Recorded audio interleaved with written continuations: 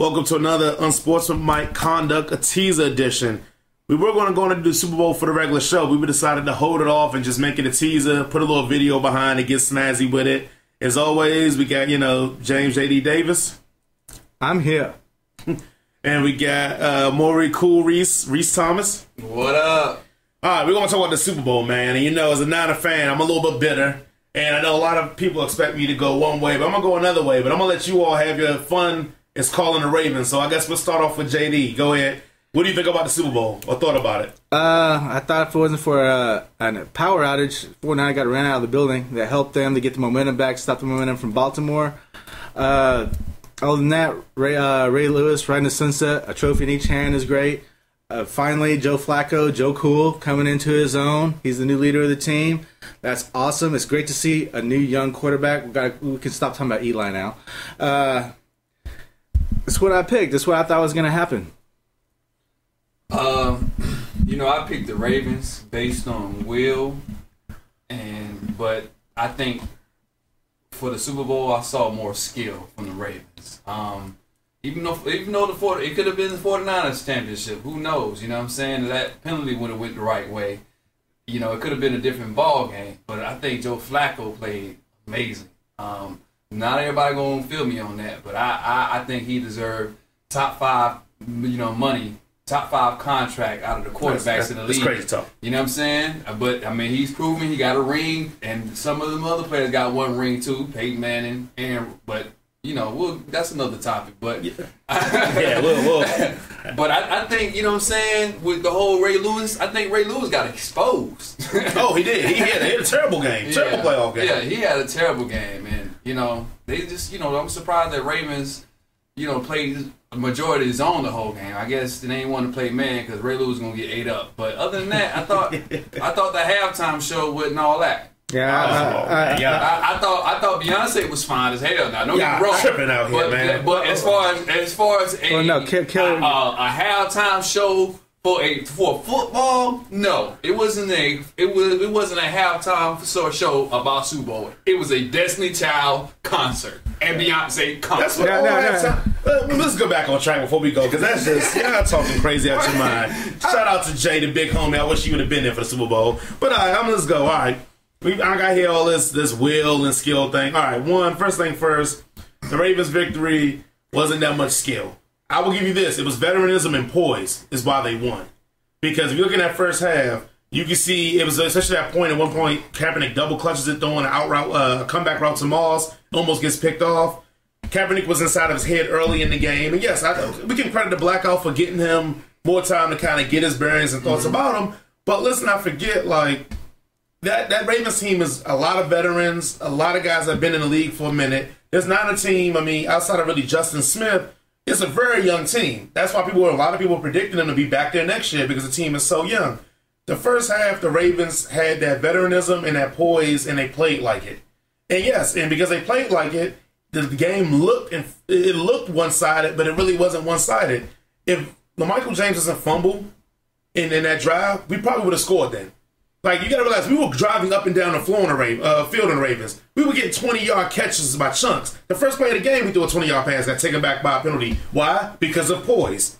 Not this will and skill crap. Because if you want to be real, Jim Harbaugh outcoached John Harbaugh. John Harbaugh went for a fake field goal at one point in time. And it was only short by maybe 2 yards. Did he get it? No, he didn't. Okay, so it was a terrible call. You go up 17-0 on these people, you probably bury this team or whatever. But you do that, you give them a little bit of hope. But granted, after that, that's when Kaepernick threw the interception. So for making that bad decision on that call, you get bailed out because I ain't even gonna call it Kaepernick's fault. I'm gonna call it the Randy Moss I played what I want to play syndrome. Because if you watch the tape on that, Randy Moss could have jumped, he either caught that or tipped it, and then Reed when they got the interception. So you get bailed out. That's his way of saying no credit to the Ravens.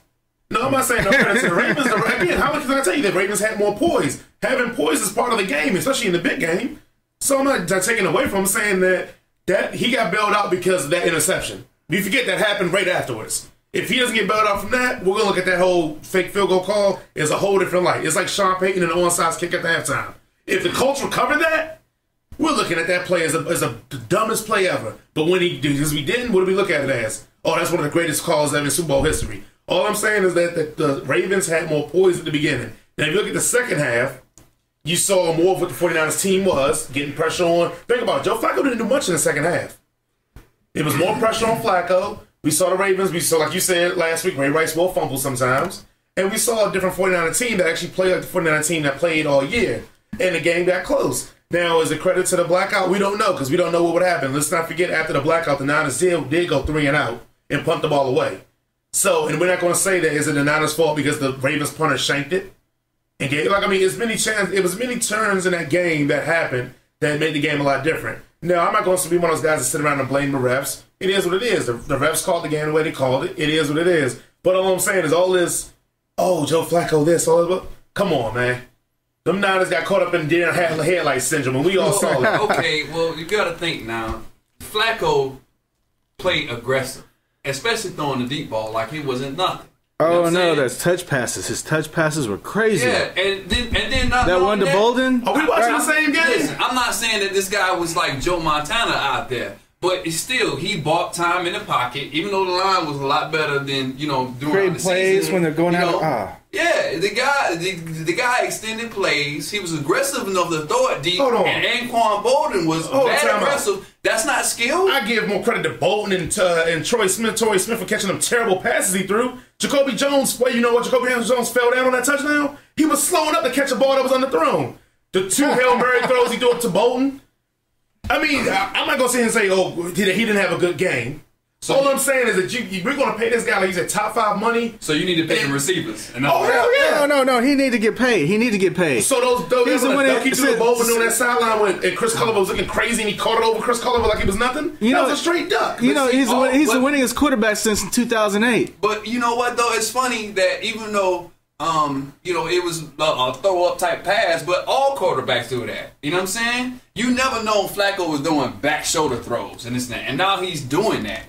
It's a whole different ball game now. He's taking more chances. Okay, not a lot of quarterbacks would be that. No, we said this about. We said the same thing about Eli Manning when he won his first Super Bowl. And Eli Manning went back to Eli Manning in the regular season. Then he goes back and wins another Super Bowl. And Eli Manning went back. Look at this shit. Went back to Eli Manning. Eli had a stretch of games we didn't even throw a touchdown. So all I'm saying is before we jump on this Flacco thing, let's get a whole season, Flacco. Give me a whole season of consistency. Because Eli ain't done it, but he got 2 rings. Well, okay. Well, Flacco ain't, he didn't play well in the regular season. I get that. Let's get on the 49er side. Why do y'all struggle so early? Secondary. Was I supposed to talk then? Was I supposed to talk? I'm sorry. Was it my turn? Hold on. One, you're right. The secondary has always been a weak point of the 49er team. The secondary is a weak point of the Giants team. They won Super Bowls. And it's not about us struggling early. You got to realize that at one point in time and another that some teams go into with a game plan to how to execute. They do it, we adjust, we play from that point on. Yeah. So it is a whole different game. So I want to say we struggle early because you can look at teams, a lot of games for the longest time, what was the Niners' MO, especially with Alex Smith?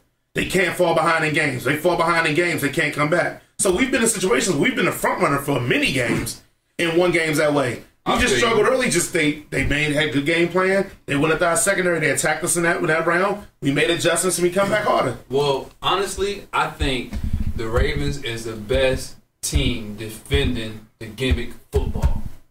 We killed them on the read option this game. Franco had 100 yards. Okay. We had 2 receivers with 100 yards. But at the same time, Kaepernick didn't get nothing off that read option. Kaepernick had 60 yards and a touchdown. Yeah, but not off the read option. Yes, the read one he scored was off the read option. Okay, maybe a couple, but at the same time. But I'm just saying, really, as far as in comparison to other teams, Kaepernick was dominating other teams. The Falcons did a better job of stopping it than the Ravens did.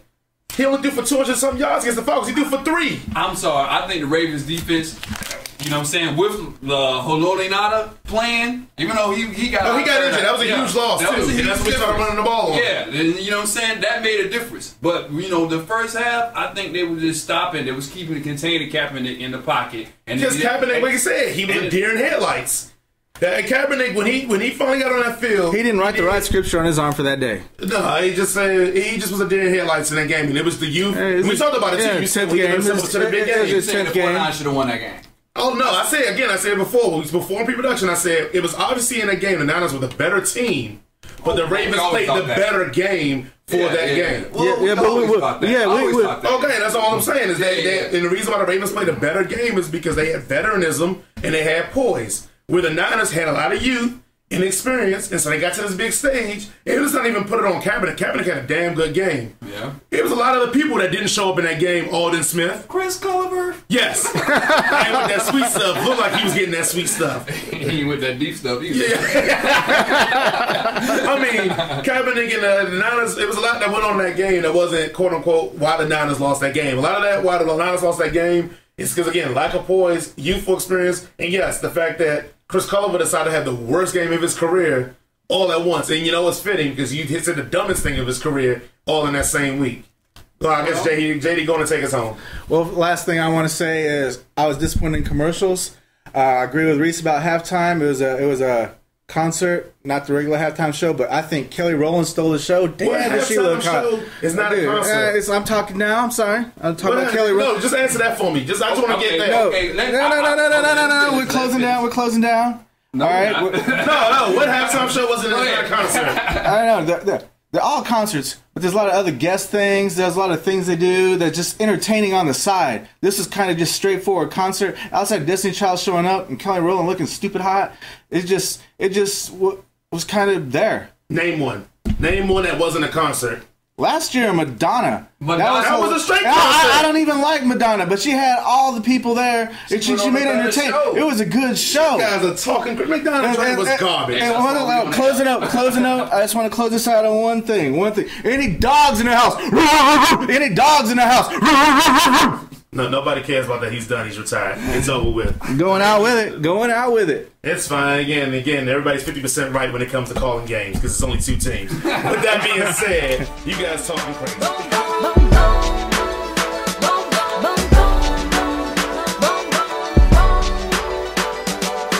Sitting in your car, time flies past me, breaking you apart.